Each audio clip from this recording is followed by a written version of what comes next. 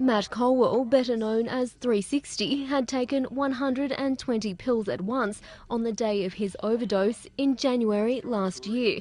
He says he just wanted to feel something. I was apparently started convulsing on the floor and woke up in hospital. An addiction to painkillers had taken a turn.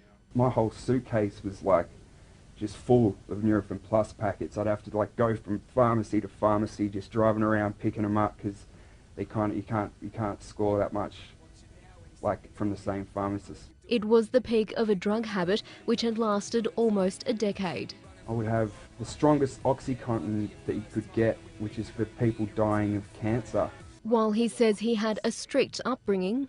And when I was growing up, I was anti-drugs. I was really straight edge, and I only drank a few times through high school and stuff. He became swayed by his peers who started experimenting with ecstasy when they turned 19, and there was no looking back.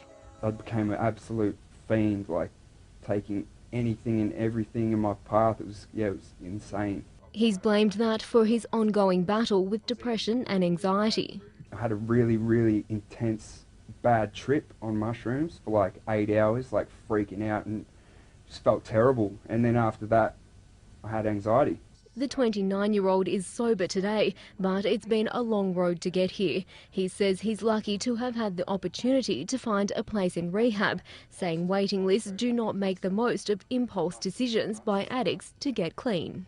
If you haven't got insurance, you can't even get in. They put you on a waiting list for a month or 2 months or something like that, and then by that stage you're just going to be back in that routine again. His ultimate message: if you're going through a really tough addiction and you think it's getting out of control, tell someone who can help you and have good people around you. I'm lucky to be alive. Those needing help can contact Beyond Blue. Sue Ann McCumsty, Win News.